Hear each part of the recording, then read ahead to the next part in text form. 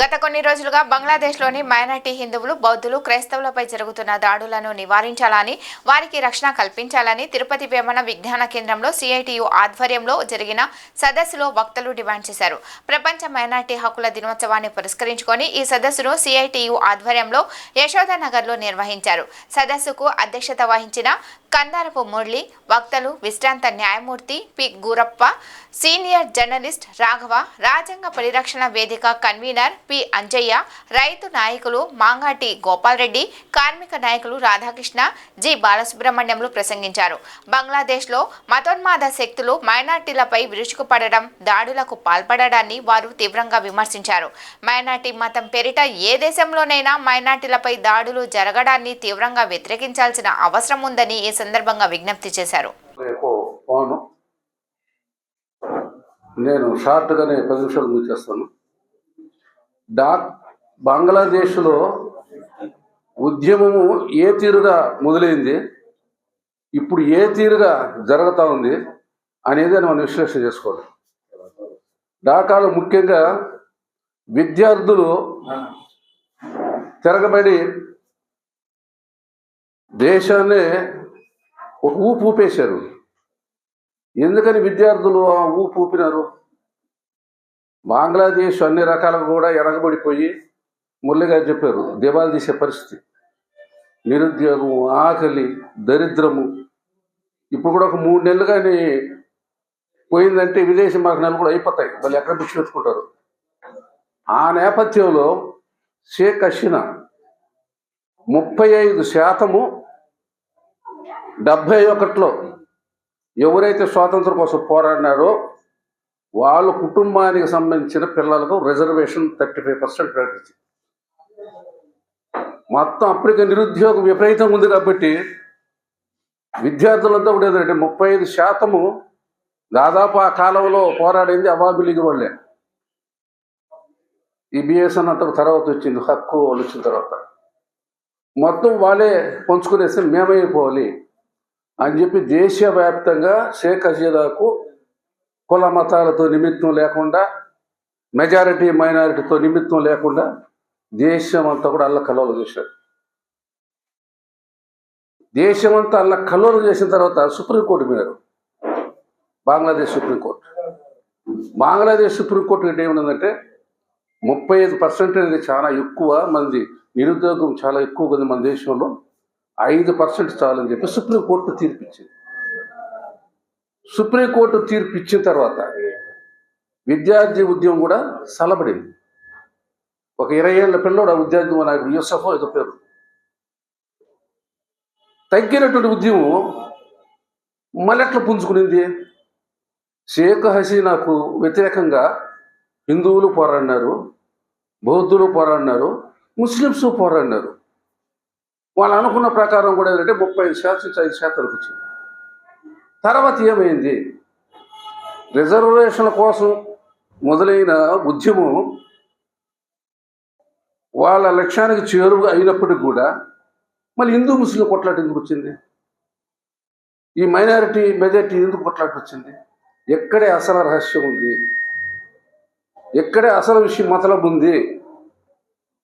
ఈరోజు ఈ దాడులు జరిగేదానికి కారణం వెనక ఒక అస్సా ఉన్నారు, మన గోపాలన్న కూడా. సభాధ్యక్షులు, ప్రియమైన మిత్రులారా, ఈనాటి సభాధ్యక్షులు కందారు మురళి గారు నా పైన గొంతు కాడకుండా పాపం లేటుగా వచ్చింది వాస్తవం, మైకు లేటుగా ఇచ్చినారు, సరే సర్దుకున్నా. నేను లేచే గొంతుకి ఏసీ కూడా ఆఫ్ చేసేసాను. అన్యాయం కదా. బెడ్షీట్ వేసుకొని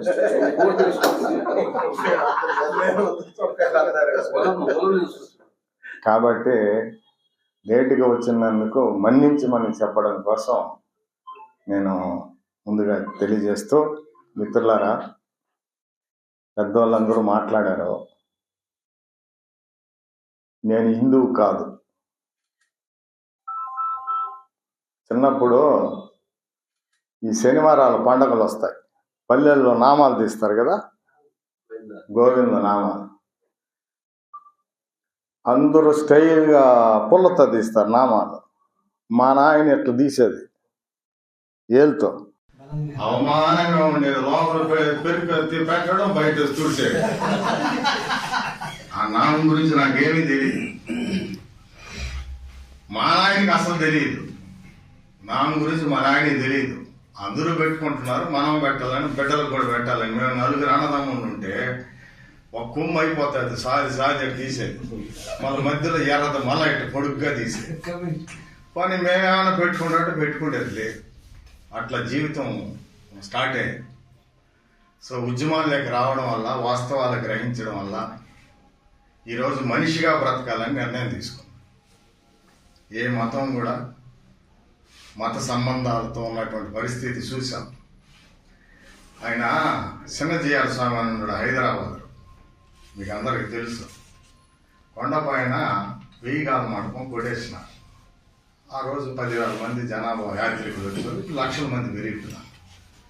కొట్టేస్తే సుందూరు అనేది గుంటూరు జిల్లా, అక్కడ ఆశ్రమం ఉంది ఆయనకి. అక్కడి నుంచి ఆయన బయలుదేరుతాను, 1500 కార్లతో బయలుదేరుతున్నాను నేను. ఆగమ శాస్త్రాలకు విరుద్ధంగా 1000 గాల మండపం కొట్టేసినారు అని ప్రకటన ఇచ్చినాడు అంతే. ఈడున్న ఈఓకి, చైర్మన్కి ఉచ్చలు పోసుకునేసినారు, తడిసిపూడ్చినారు. సరే, నువ్వు బయలుదేరద్దు, నీ బాధ ఏదో చెప్పన్నారు. ఆయన దూతను పంపిస్తే ఆయన 10 కోట్లు అడిగాడు. 5 కోట్లతో మధ్యస్థం చేసి సెటిల్ చేశారు. 5 crores ఇచ్చారు చిన్నజీఆర్ స్వామి. ఇప్పుడు హైదరాబాద్లో పెద్ద ఆశ్రమం కట్టి రాష్ట్రపతులు, ప్రధానమంత్రులు, వాళ్ళు ఎవరు ఎస్సీలు పోకూడదు లోపలికి, ఈ అంటరాని వాళ్ళు ఎవరు పోకూడదు లోపలికి. దగ్గర కూడా కనీసం కాళ్ళు పట్టుకుంటానికి కూడా అవకాశం. ఎందుకు చెప్తున్నానంటే, అదే తిరుమల తిరుపతి దేవస్థానానికి వచ్చేటువంటి